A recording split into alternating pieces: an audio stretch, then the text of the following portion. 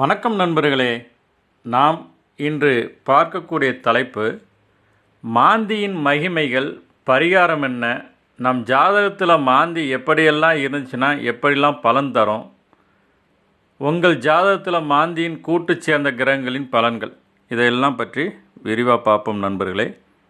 பொதுவாக நமக்கு ஜாதகத்தில் எவ்வளவுதான் நல்ல நேரம் ஓடினாலும், நல்ல தசா புத்தி கோச்சார கிரகங்கள் அனைத்தும் நல்ல நமக்கு சாதகமாக இருந்தால் கூட இந்த மாந்தி அப்படிங்கிற இது பார்த்திங்கன்னா எந்த இடத்துல இருக்குது, அதோட பலன்கள் தனியாக இருக்கும்.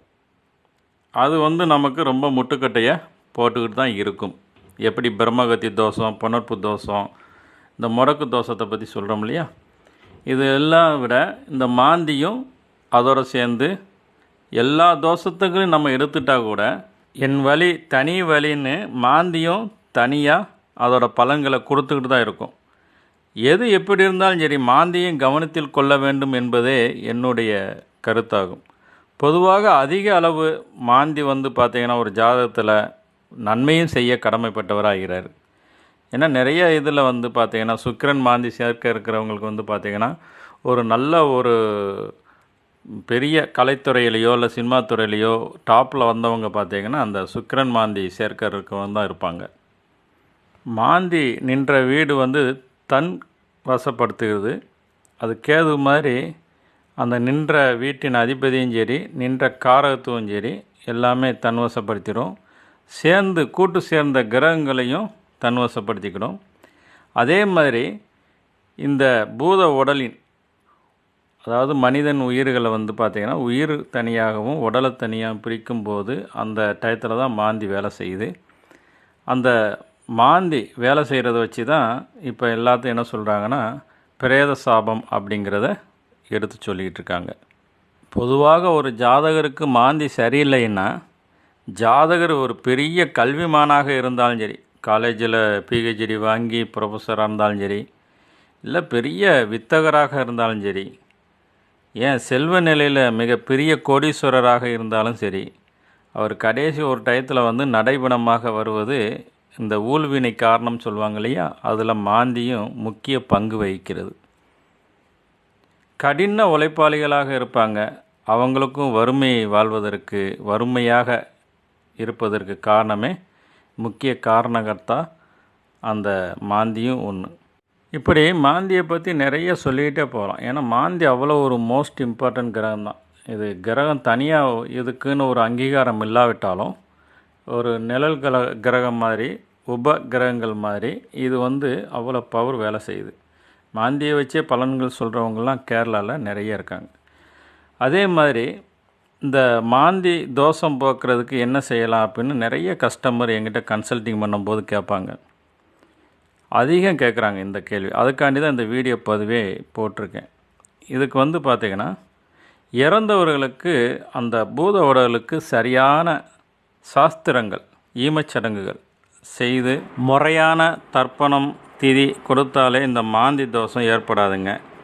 அதே மாதிரி நல்ல ஒரு ஆன்மீகவாதிகளும் சரி, தர்ம காரியங்களில் செய்தவர்களும் சரி, கடைசி காலத்தில் பிறரிடம் தர்மம் பெறும் அமைப்பை கூட இந்த மாந்தி தான் ஏற்படுத்துறதுங்க. எப்போயுமே மாந்தி நல்லது செய்ய கடமைப்பட்டவருங்க.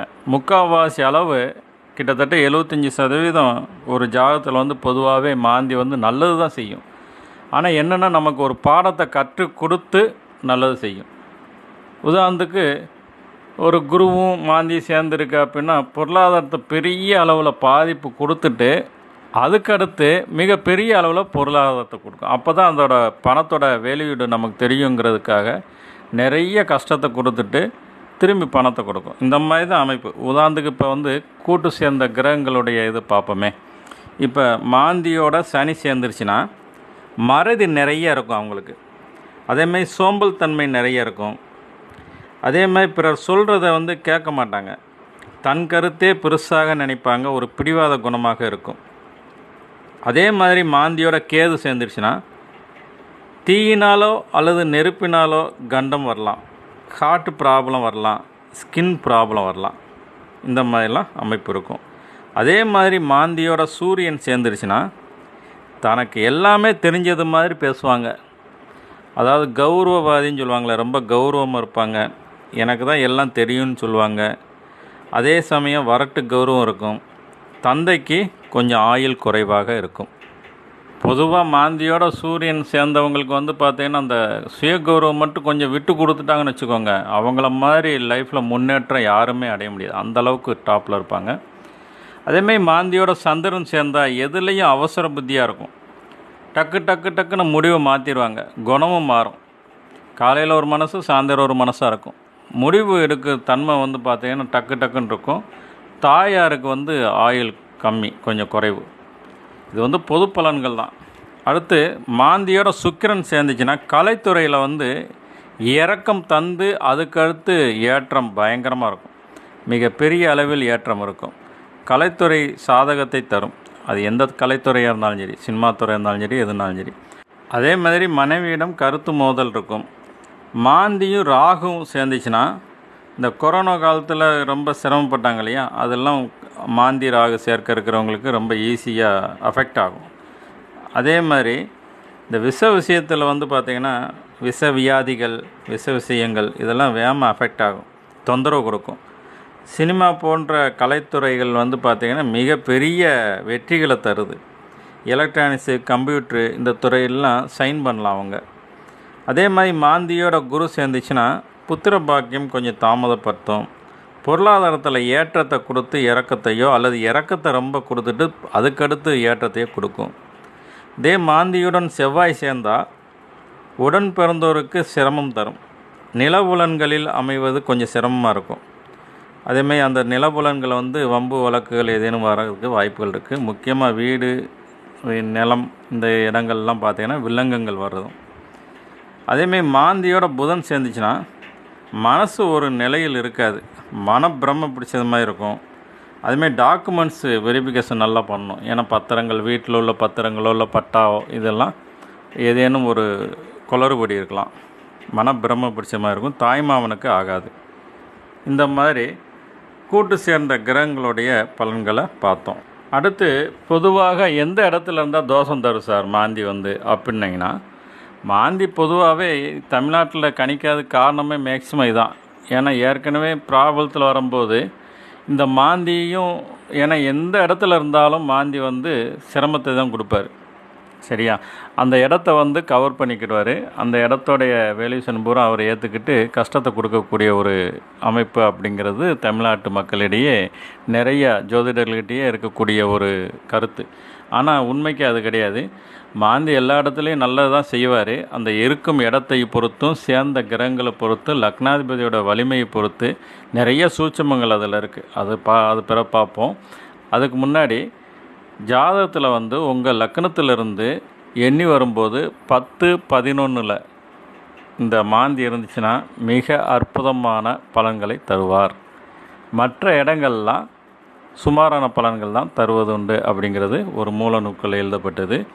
இதில் வந்து பார்த்தீங்கன்னா, சரி இதுக்கு எப்படி நிவர்த்தி பண்ணுறது, மாந்தி வந்து 10-11 தவிர்த்து மற்ற இடங்களில் இருந்துச்சுன்னா நம்ம எப்படி நிவர்த்தி பண்ணலாம் அப்படின்னா, இதுக்கு என்ன பரிகாரம் அப்படின்னா, அருகில் சொந்தக்காரங்களோ இல்லை தெரிஞ்சவங்களோ ஏதேனும் இறந்துருந்தாங்கன்னா அவங்களுக்கு ஃபஸ்ட்டு ப்ரிப்பேரன்ஸ் கொடுத்து மாலைகள் போடுறது மட்டும் இல்லாமல் அவங்க அந்த வீட்டில் போய் கொஞ்சம் ஹெல்ப் பண்ணுறது.